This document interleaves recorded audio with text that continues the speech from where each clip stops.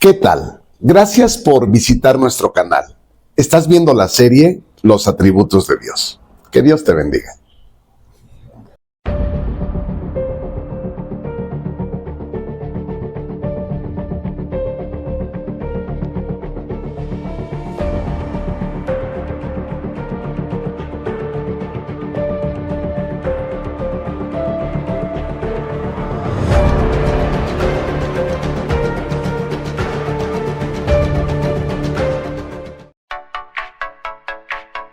Conferencia número 1. A imagen de Dios. Diosesitos. Con D minúscula. Diosesitos. Entre signos de interrogación. ¿Por qué? Porque está basada en el pasaje cuando Dios dijo: hagamos al hombre a nuestra imagen y semejanza. Y a veces uno interpreta que haber sido hechos a imagen y semejanza de Dios es haber sido hechos diosesitos, y vamos a ver en realidad cuál es el sentido de la palabra al haber dicho Dios que haría al hombre a imagen y semejanza suya. El pasaje al que nos referimos es Génesis capítulo 1 versículo 26, que a la letra dice de esta manera: Hagamos al hombre a nuestra imagen, conforme a nuestra semejanza, y señoree en los peces del mar, en las aves de los cielos, en las bestias, en toda la tierra y en todo animal que se arrastra sobre la tierra. Hagamos nos deja ver que Dios no es una sola persona.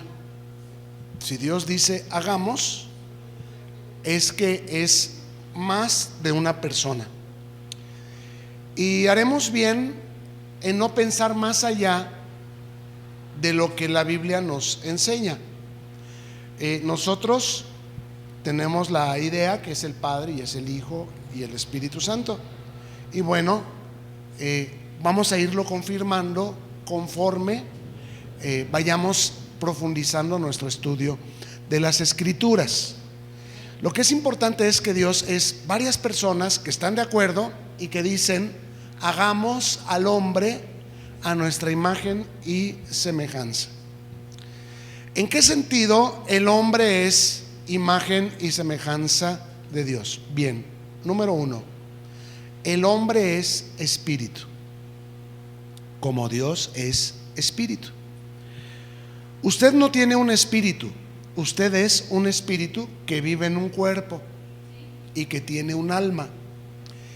El alma es la computadora donde le metimos lenguaje, le metimos información, y es el sistema que nos permite pensar, recordar, tomar decisiones, anticipar, aplicar inteligencia, etcétera. El alma entonces es la herramienta del espíritu, a través de la cual recibe información y da información. El hombre es un espíritu que tiene un alma y que vive en un cuerpo. Y el cuerpo es lo que nos conecta con el mundo exterior, los sentidos, sea la vista, sea el oído, sea el olfato, sea el tacto, sea el gusto. El cuerpo está conformado por los sentidos y es lo que nos permite tener información y dar información al y del mundo exterior. Entonces, quedó claro, el hombre es un espíritu que tiene un alma y que vive en un cuerpo. ¿Y en qué sentido es a imagen de Dios? Que Dios es espíritu, el hombre también es espíritu.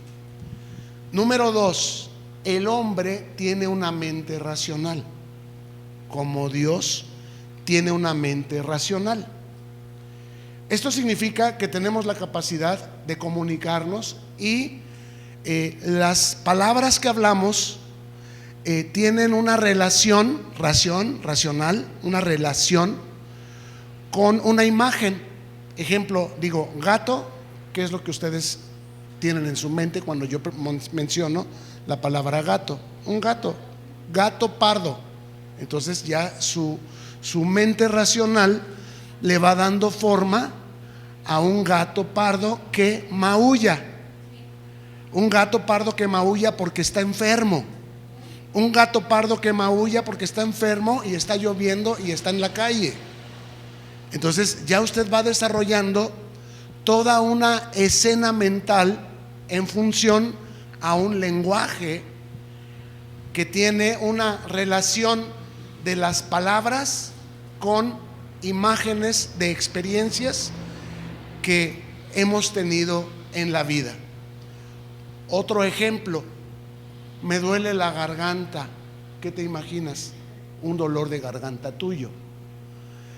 E inmediatamente tu mente maternal, sobre todo, empieza a querer recomendar: tómate un Tapsin, tómate unas pastillitas de Graneodin. De acuerdo a la experiencia que tú tienes, comienzas a buscar soluciones. Esto es la mente racional, la mente que busca soluciones a los problemas, la mente que es empática. Es decir, te contaron un problema, estás viendo una película en el cine y sientes tristeza y hasta lloras. Dices: ay, mira qué romántico, cómo le trajo flores y cómo nunca me trae nada, ¿verdad? O sea, ni una nieve me compró. Mira, con trabajos me trajo, y mira en qué palacio viven, y mira qué opulencia.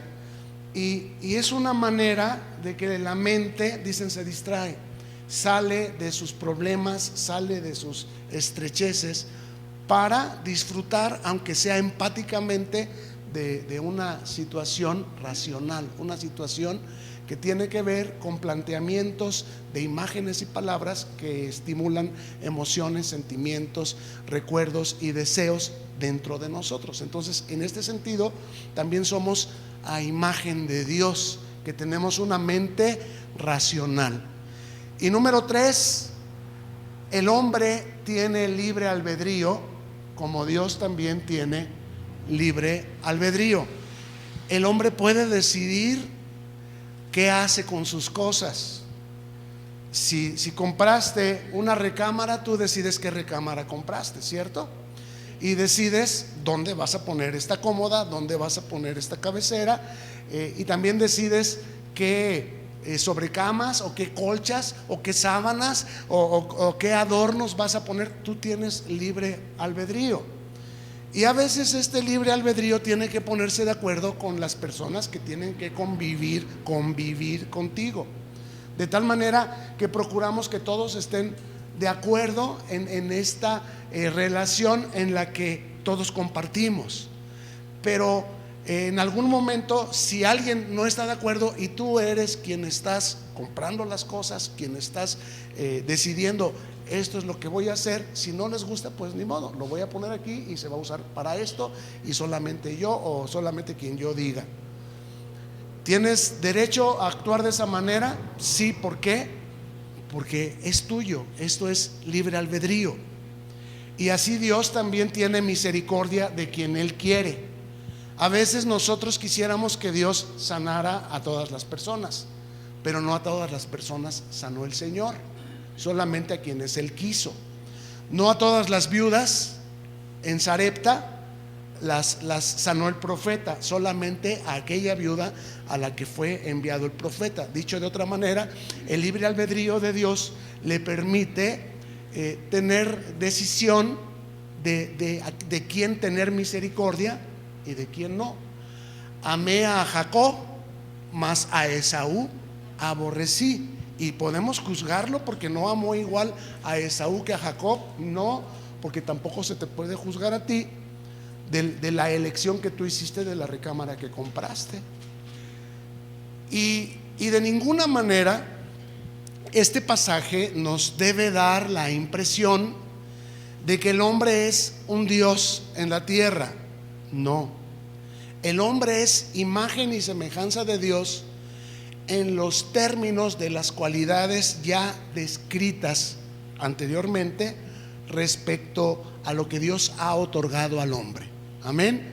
Dije espíritu, el hombre es un espíritu, el hombre tiene una mente racional y tiene libre albedrío. Ahora, quiero que note que Dios puso un límite al señorío del hombre.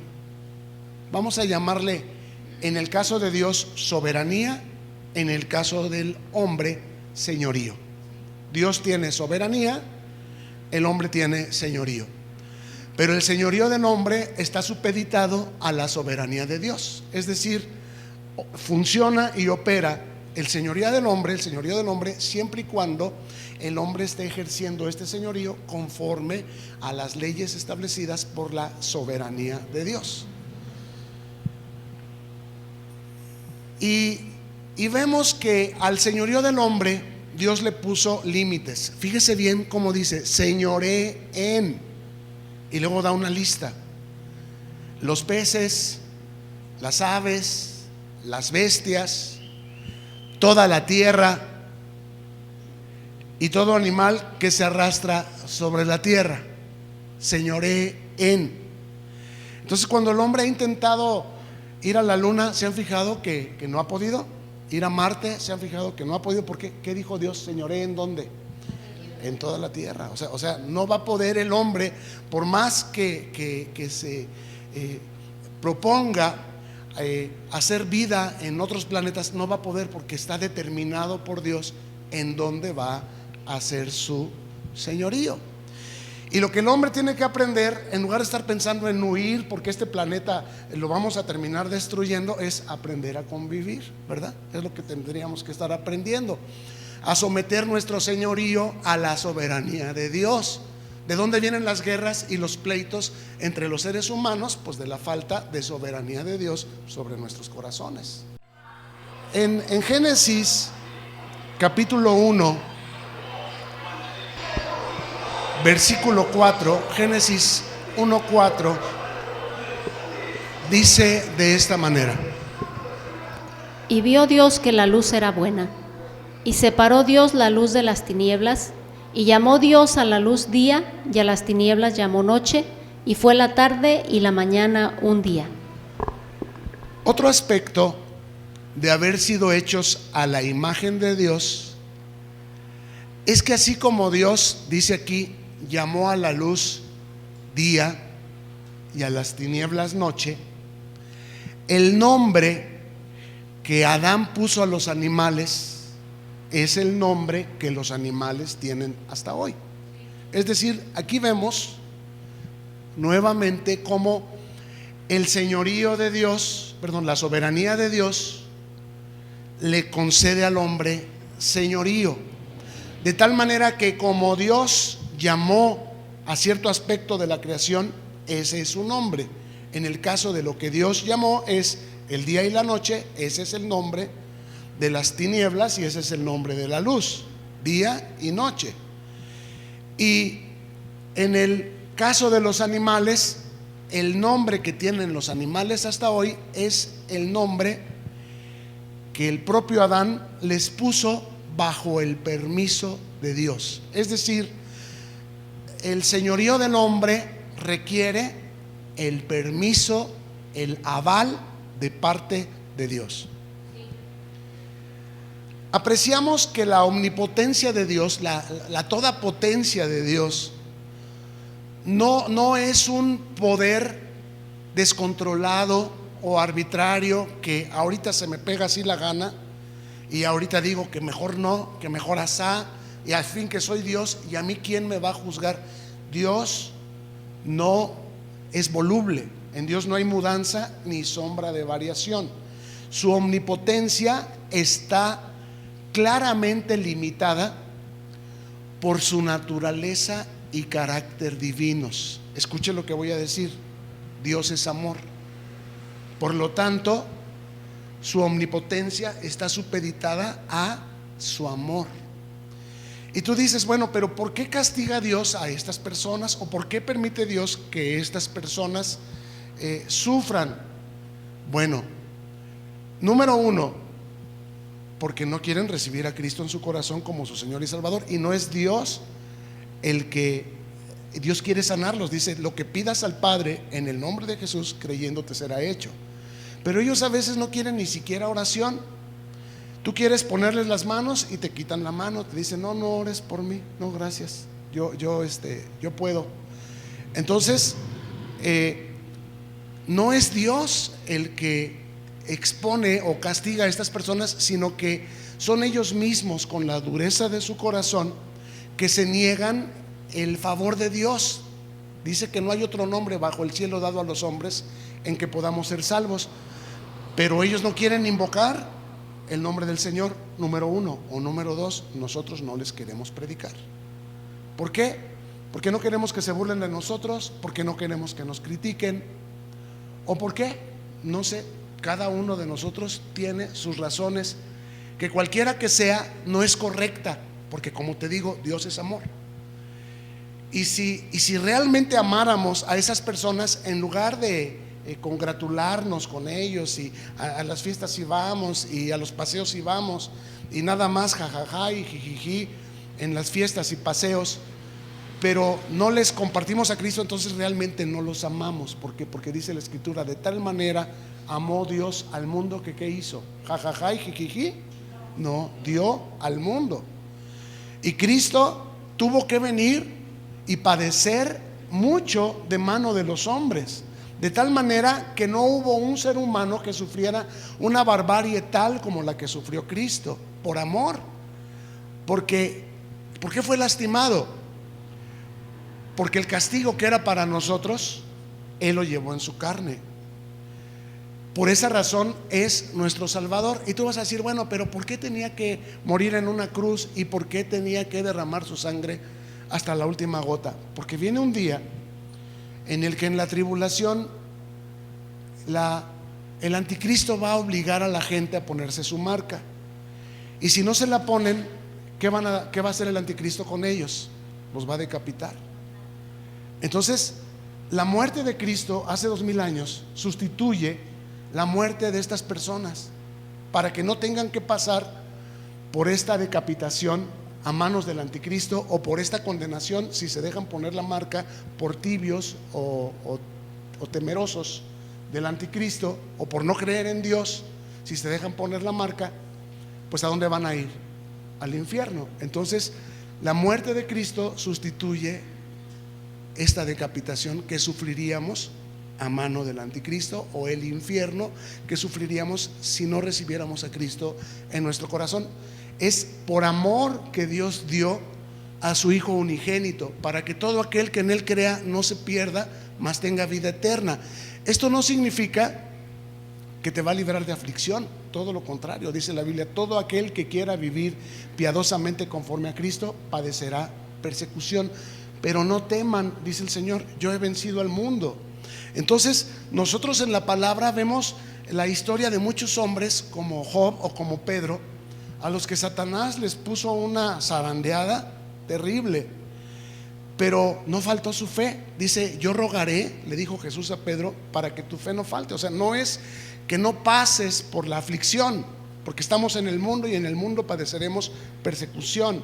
Todo aquel que quiere vivir piadosamente conforme a Cristo, dice, padecerá persecución. No es que no tengas persecución, problemas, necesidades, enfermedades, pero tienes paz que sobrepasa todo entendimiento. Aunque nos pase como a Job, que lo perdió todo y que aún su propia esposa vino y le dijo, maldice a tu Dios y muérete. La fe que no falta nos hace a nosotros decir, y hemos de recibir de Dios lo bueno y no lo malo. ¿Qué dijo Pablo? A los que aman a Dios, todas las cosas les ayudan para bien.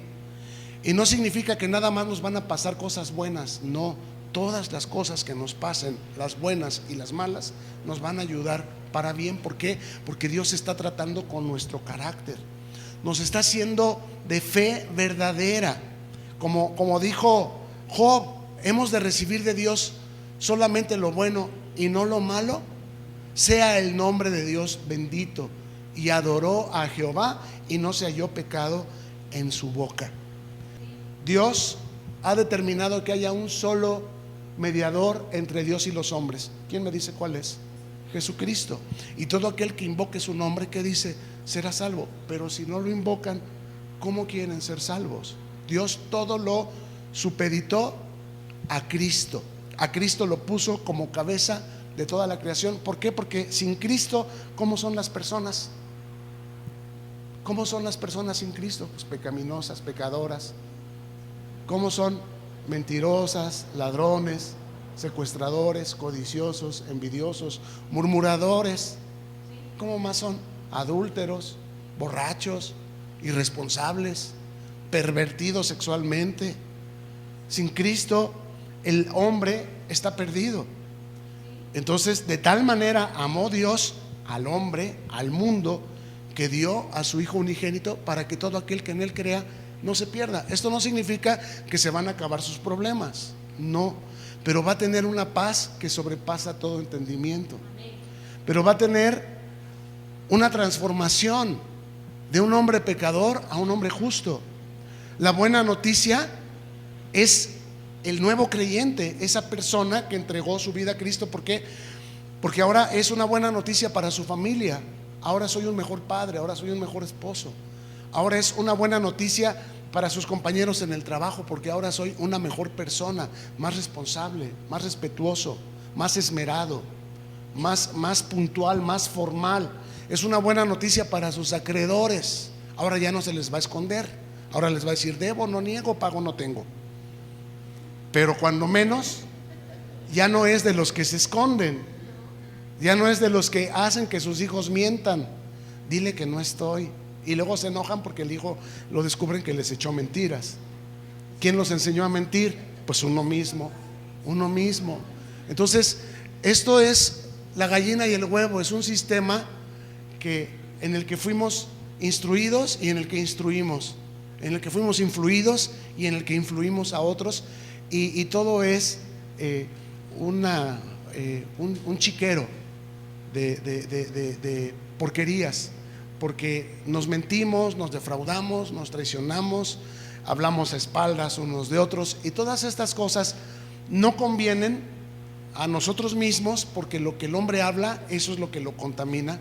Uno mismo, sin darse cuenta, al estar hablando mal de otros, está hablando mal de sí mismo, y al estar queriendo ensuciar a otros, se está ensuciando uno a sí mismo, y al estarle quitando oportunidades a otros por medio de sus murmuraciones, se está quitando uno bendiciones a sí mismo. Entonces, el arrepentimiento es la clave para un nuevo nacimiento, para que la vida comience a presentarnos tiempos de refrigerio y salir de ese círculo vicioso en el que estábamos a causa del pecado. Entonces, lo que debemos entender es: el señorío del hombre, Dios lo destinó, Dios lo diseñó, Dios lo determinó,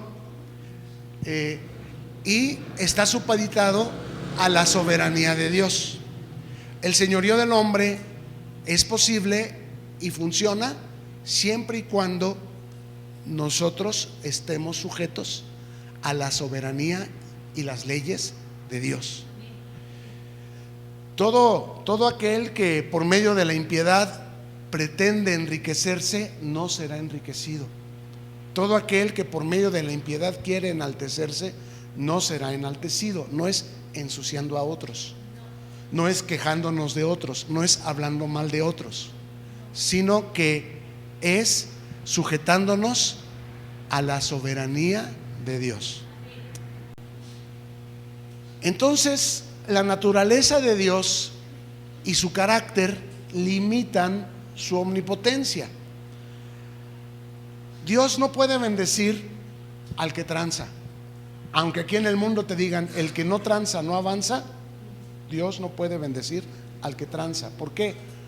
Porque la tranza es anatema. ¿Y qué es el anatema? Un imán de maldición.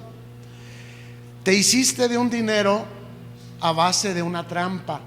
Dices: ay, solamente así pude ganar. Pero esta ganancia va a ocasionar maldición. Es decir, va a venir enfermedad, van a venir descomposturas, se va a perder el dinero, van a venir problemas con los hijos, van a venir problemas en el matrimonio. El diablo no va a perdonar. El diablo aprovecha cuando el hombre se sale de la obediencia de la soberanía de Dios, cuando el hombre incurre en desobediencia. Entonces, no solamente el hombre pierde su señorío, sino que al mismo tiempo le está abriendo puertas al diablo, y el diablo viene a robar, matar y destruir. ¿Y cómo Dios va a librar a este hombre si el diablo le dice: tengo derecho porque mira, robó, tengo derecho porque mira, mintió, tengo derecho porque mira, adulteró, tengo derecho porque mira, no se congregó, pudiendo haberse congregado, no se congregó, buscó pretextos? Entonces nosotros mismos le atamos las manos a Dios de podernos bendecir con nuestra insensatez, porque Satanás nos engaña para que pequemos, y pecando Dios tiene que aplicar su omnipotencia conforme a sus propias leyes, su carácter y su naturaleza. Y Dios le había dicho a Adán y a Eva: no comas del fruto prohibido. Y vino Satanás y le dijo: no, hombre, sí come, mira, no pasa nada, esto no es mal, hombre, una no es ninguna, dos la mitad de una.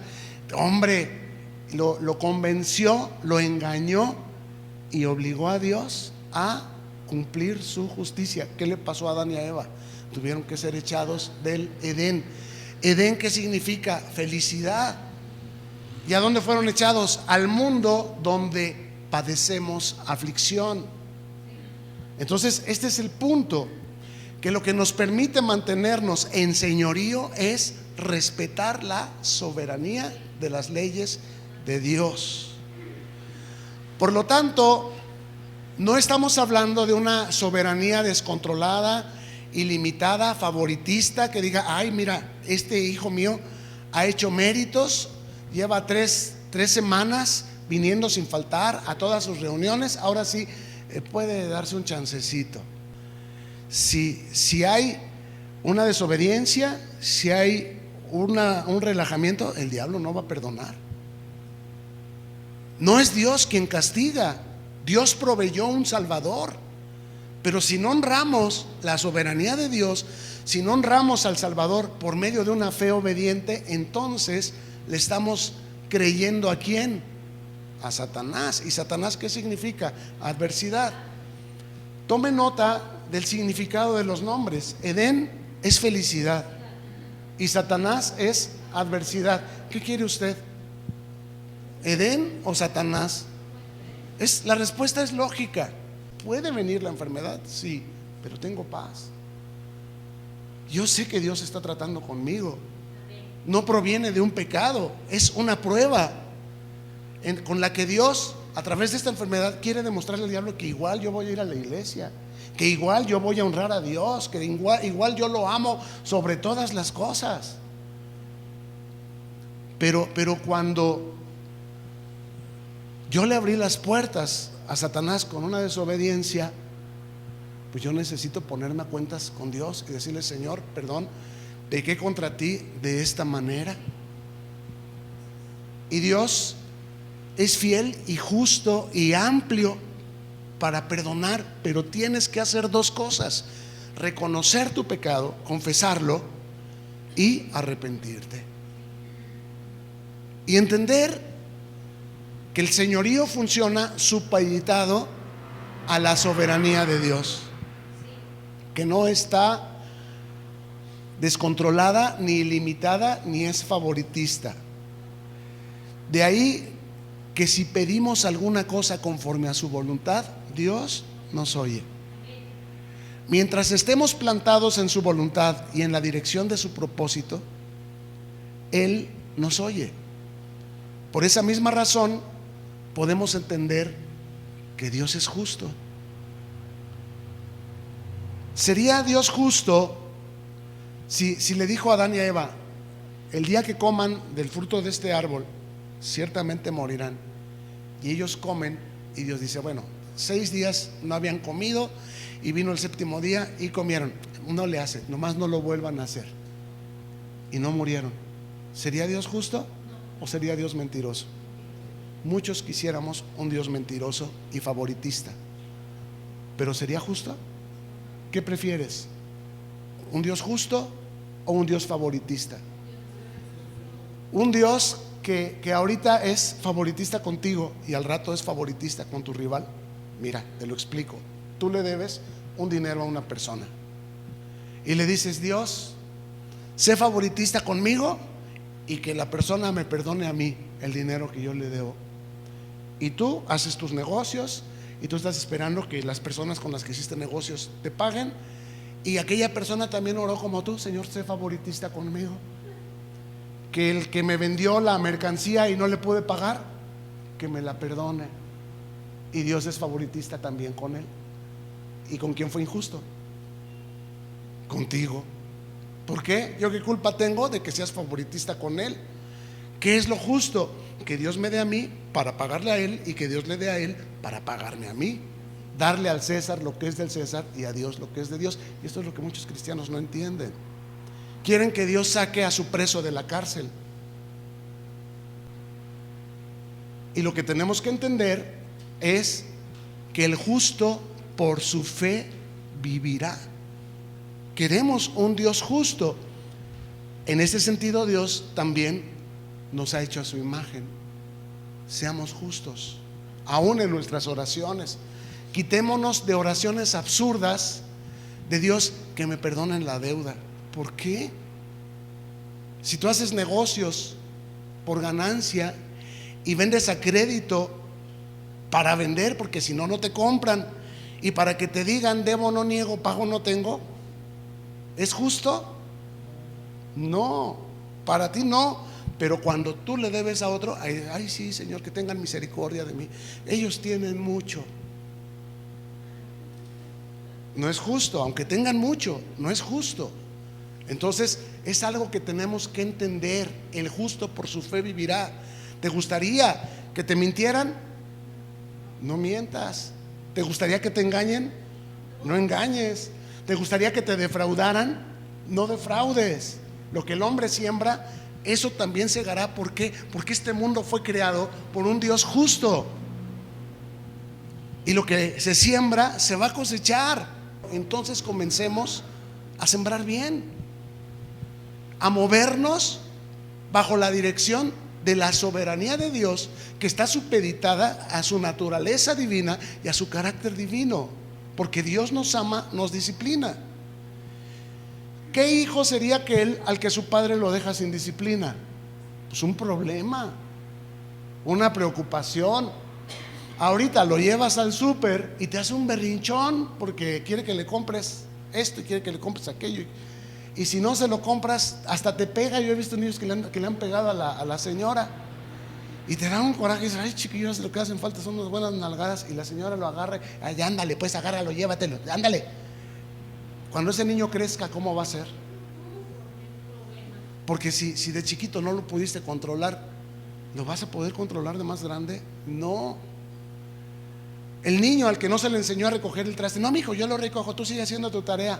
Crece y nunca aprendió a recoger el traste, nunca aprendió a lavar el traste. Y la señora, ahí está, vienen las visitas: ay, pobre señora, mira, el hijo nomás comió y se fue. Y la señora hasta el plato le tuvo que recoger, le tuvo que lavar, le tuvo que traer la comida, le tuvo que preparar, le tuvo que hacer hasta la cama, porque el hijo, porque estaba haciendo la tarea, la señora nunca lo puso a hacer nada. ¿Qué hijo es aquel al que su padre lo deja sin disciplina? Una vergüenza, un problema, una preocupación, un irresponsable. Pero el amor nos ciega. Nadie nació sabiendo ser esposo y nadie nació sabiendo ser padre, y lo aprendimos a cocolazos, y a veces no lo aprendimos. Por eso, sea Dios veraz y todo hombre mentiroso, y como Dios dice que hagamos las cosas, así hagámoslas. La Biblia es el manual del fabricante. Eso se llama arrepentimiento. Deje el hombre su camino, sus pensamientos, y vuelva hacia mí, dice el Señor, y ande por mis caminos y con mis pensamientos, porque como son más altos los cielos que la tierra, así son mis caminos más altos que los suyos. Así es lo que yo he preparado para ustedes, comparado con lo que ustedes tienen, con su manera de ser. Lo que a ustedes les... Es que mi madre a mí, yo lo contestaba y me daba un bocanazo, y por eso tú le das un bocanazo al hijo. En otro tiempo nos daban un bocanazo y nos volaban los dientes para allá. Hoy le das un bocanazo y va por la patrulla y te meten a la cárcel. En otro tiempo la maestra te daba un reglazo y ibas de chismoso con tu mamá y tu mamá te jalaba las orejas. Mejor no le decías a tu mamá. Es más, la maestra era la que le daba el chisme a tu mamá y tu mamá te daba el jalón de orejas. Otra vez. Hoy, si la maestra te da un reglazo, viene la mamá con la banda y te surten, te rayan el coche, te ponen groserías en el coche. Así nos hemos corrompido. Jesús es el modelo que nosotros debemos imitar. Él no hacía nada por sí mismo, sino que lo que veía hacer al Padre, estaba limitado por lo que el Padre le mostraba, porque el Padre que le amaba, como a nosotros nos ama, a través de la palabra nos muestra las cosas como Él las hace para que nosotros también las hagamos. Tratándose de Dios, entonces hablamos de omnipotencia, y tratándose del hombre, hablamos de señorío. Tratándose de Dios, hablamos de soberanía, y tratándose del hombre, hablamos de señorío. Pero en ambos hay límites. Es decir, que hasta en términos de tener límites, Dios hizo al hombre a su imagen y semejanza. En estos últimos tiempos se está manifestando un fenómeno que se llama apostasía. De hecho, es una señal antes de la venida de Cristo. La apostasía es una palabra que significa divorcio de la verdad. Y muchos creyentes hoy día no basan sus decisiones, sus conceptos, sus acciones en lo que la Biblia dice, sino en sus razonamientos, en lo que el psicólogo dice, en lo que el amigo dice, en lo que el compadre dice, en lo que la mamá dice. Y sea Dios veraz y todo hombre ¿qué? Mentiroso. ¿Por qué? Porque el diablo usa personas para venir y engañarte. Así como se disfrazó de serpiente y vino con Eva y la engañó, así también un día intentó usar a Pedro para extraviar a Jesús del propósito para el cual Dios lo había enviado. Y Jesús les comenzó a decir: me es necesario ir a Jerusalén, padecer y sufrir mucho a manos de los principales y los sacerdotes, y morir y resucitar al tercer día. Y Pedro se acercó y le dijo: Señor, no hables de esa manera, los vas a desanimar. ¿Cómo se te ocurre pensar eso? No declares eso, Señor, para que no te venga. Escúpelo, escúpelo, escúpelo. Pregunta: ¿Pedro estaba manifestando amor por Jesús? Sí. ¿Pedro estaba manifestando preocupación por Jesús? Sí. Pero pregunta: ¿estaba siendo dirigido Pedro por la sabiduría de Dios? No. Muchas veces hay gente que te ama y hay gente que tiene buena intención, pero que el consejo que te da no es bajo la dirección y la inspiración del Espíritu de Dios. Y preocupados por ti te dicen: no te dejes. Preocupados por ti te dicen: contéstale así, hazle asá. Y en la ira del hombre dice: no obra la justicia de Dios, y el que de su carne siembra, de su carne segará corrupción. ¿Cómo termina poniéndose aquella situación? Más difícil, más complicada. Entonces, en estos tiempos es muy fácil encontrar hermanos como Pedro que vienen con Cristo y le dicen: no digas esas cosas. ¿Cómo se te ocurre decir o declarar que te es necesario sufrir? Pues sí, la Biblia dice que si es necesario tengamos que pasar por ciertas aflicciones, que el que quiera vivir piadosamente conforme a Cristo padecerá persecución.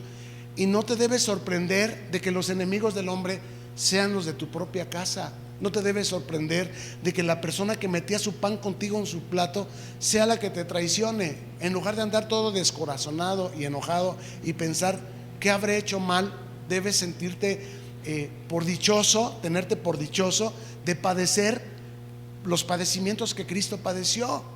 A él lo metieron a la cárcel, a Pablo lo metieron a la cárcel, justa o injustamente. Injustamente, pero lo metieron a la cárcel. Pregunta, ¿le ataron los pies? Pregunta, ¿lo latigaron?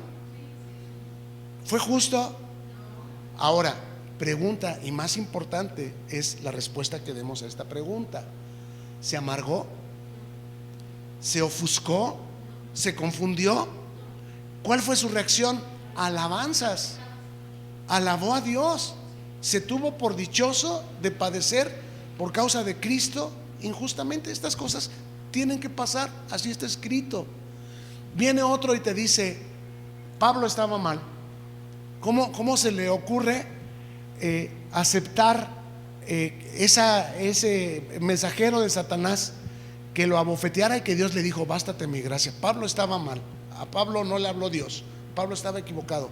¿Qué tenía que haber hecho Pablo para no tener que pasar por ese tormento? Pues reprender al diablo. Bueno, ¿dónde dice la Biblia que Pablo reprendió al diablo? No. ¿Por qué? Porque Pablo entendió: es necesario que pase por ciertas dificultades para que mi fe sea aprobada, para que Dios reciba gloria y el diablo reciba un golpe en los dientes, porque fue el diablo el que le pidió permiso a Dios para lastimar a Job. Y Dios le dijo: mira, quítale todo lo que tiene y vas a ver que Job no va a renegar contra mí. ¿Quién tenía razón? ¿Dios o el diablo? Y respecto a ti, ¿quién tiene razón? ¿Dios o el diablo? ¿Vas a renegar o vas a alabar a Dios? ¿Le vas a dar gloria a Dios? Eso depende de cada uno de nosotros. Pero los apóstatas te van a decir que no aceptes un no de Dios. Te van a decir que Pablo estaba mal. Te van a decir hasta que Cristo estaba mal. ¿Por qué?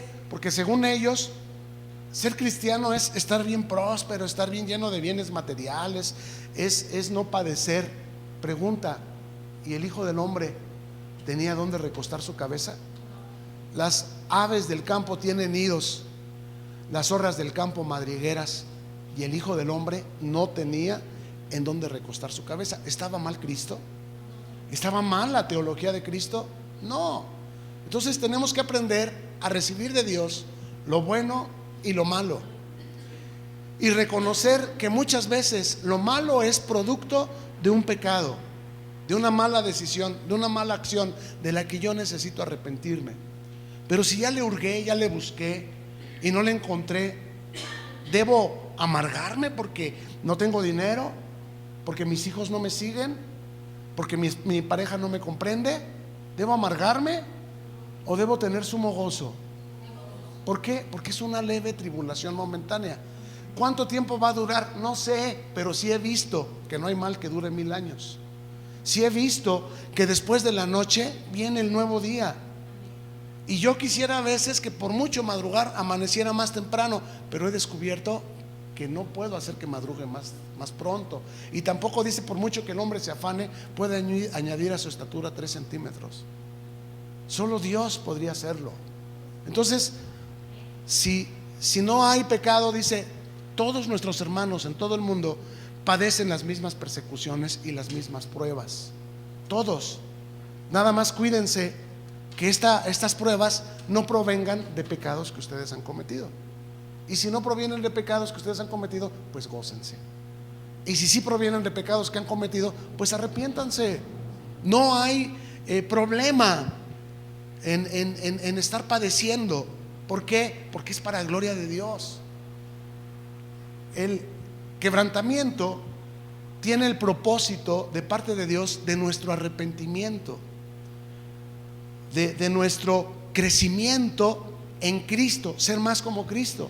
Entonces yo le pregunto: ¿dónde es más fácil que se conviertan 2 o 3 personas? ¿En una fiesta o en un hospital? Evidentemente en una fiesta. Es que todos tienen motivos ahí para estar contentos, ¿no?